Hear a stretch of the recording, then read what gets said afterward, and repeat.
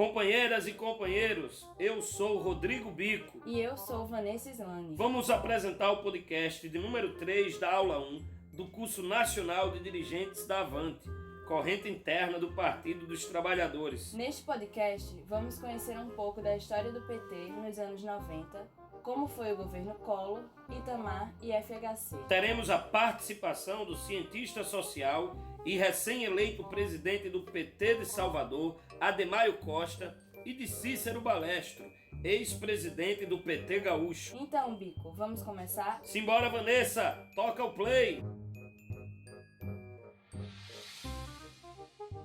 A luta nos anos 90 caracteriza-se, a década inicia anunciando um triunfo do neoliberalismo pós-queda dos países do leste europeu. E a consequência no Brasil é o início da implantação do neoliberalismo aqui no país com o governo Collor, porque na verdade ele inicia, como sabemos, ele consolida-se no governo Fernando Henrique a implantação do neoliberalismo, mas ele inicia com o governo Collor.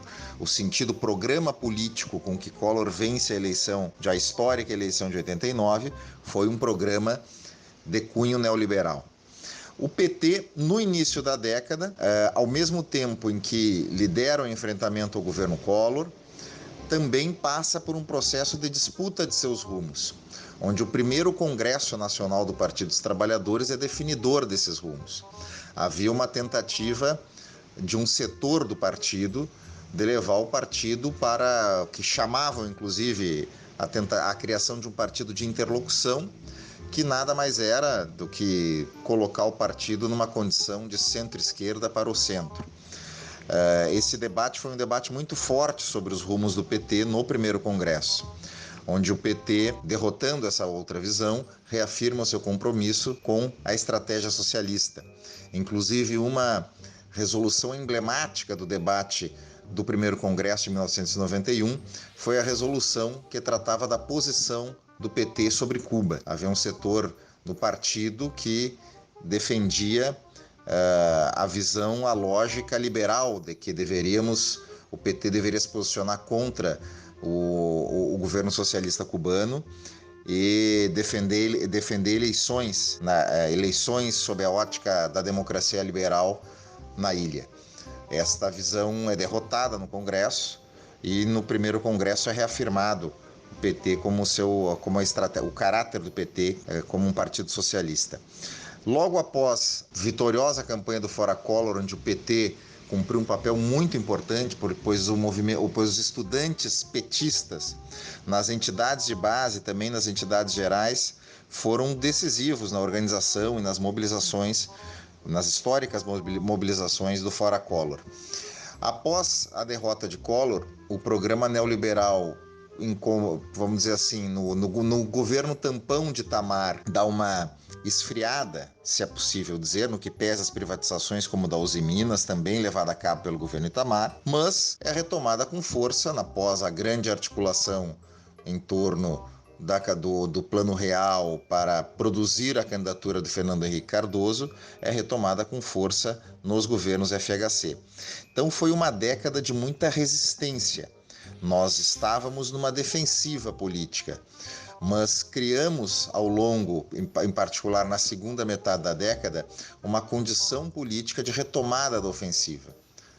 Se a primeira metade da década podemos caracterizar por uma defensiva do campo popular, do campo da esquerda, do campo democrático, a segunda metade da década, o final da segunda metade da década, podemos caracterizar como uma retomada de uma ofensiva política. Evidente que a crise e o fracasso econômico do neoliberalismo contribuíram também decisivamente para construirmos as condições da vitória nas eleições de 2002, já no início do século XXI. Foi uma década muito rica no sentido do aprendizado da militância num cenário em que a esquerda mundial, depois de mais de 8, 9 décadas, se colocava numa defensiva política, consequência do debacle do socialismo real no final dos anos 80 e início dos 90.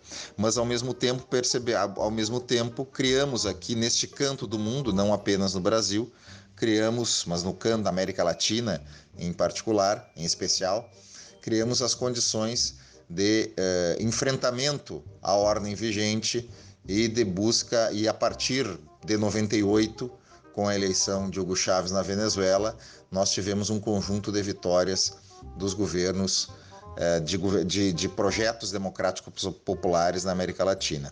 E a participação do PT foi decisiva nisso, na luta no Brasil, por óbvio também, mas não apenas no Brasil, mas a articulação continental com a criação, no início da década de 90, do Foro de São Paulo, a partir da iniciativa do PT e do PC cubano.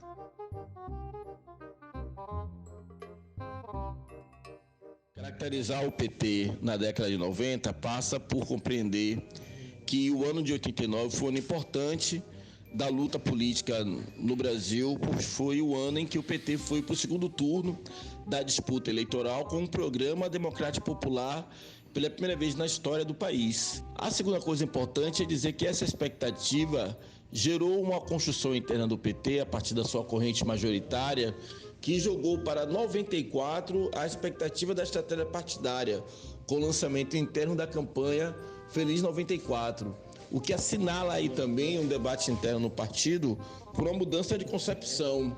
O PT deveria deixar de ser um partido da estratégia socialista de longo prazo para ser um partido da mediação imediata da luta política eleitoral como centralidade da construção partidária. Outro fator importante é dizer que aos poucos nós fomos deixando de ser um partido de vida orgânica e nucleado para ser cada vez mais um partido das eleições, com todos os vícios que traz para dentro do PT a centralidade da disputa da democracia burguesa. Foi assim que nós chegamos em 94 no sistema defensiva estratégica, depois de passar por 92 sem ter aprovado a luta pelo Fora Collor. Em 94 é importante salientar que nós perdemos não só a eleição, mas também perdemos o debate político a respeito do Plano Real. Fomos incapazes de apresentar uma alternativa, um projeto democrático popular alternativo ao que foi apresentado pelo Fernando Henrique Cardoso. E no decorrer de 94 até o final da década de 90, houve uma contradição importante. Na medida que o PT foi deixando de ser um partido da luta popular de massas, orgânica, com vistas a uma estratégia socialista, também foi acontecendo o desgaste paulatino do projeto neoliberal no país, que foi incapaz de responder às principais contradições e necessidades da sociedade brasileira.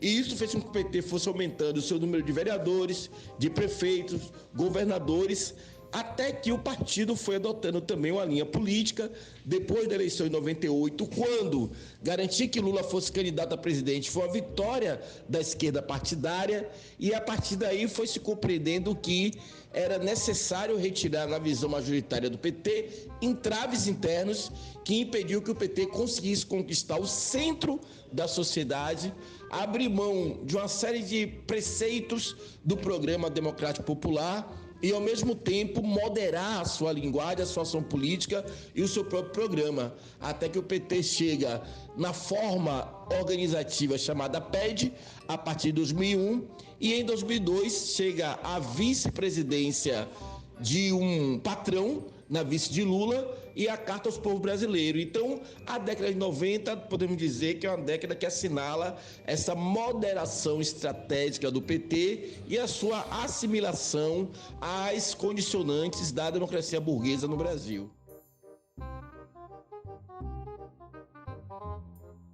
Encerramos aqui o podcast de número 3, da aula 1, do Curso Nacional de Dirigentes da Avante, corrente interna do Partido dos Trabalhadores. Esse curso é um instrumento para melhorar nossa organização e fortalecer nossos quadros da Avante no partido e nos movimentos sociais. É nossa primeira experiência de um curso nacional. Por isso, as suas críticas e sugestões podem nos ajudar a melhorar. Então, se gostou do nosso material, deixa um like aqui. Se não gostou, deixe seu comentário. É muito importante ter o seu feedback. Até mais! Valeu!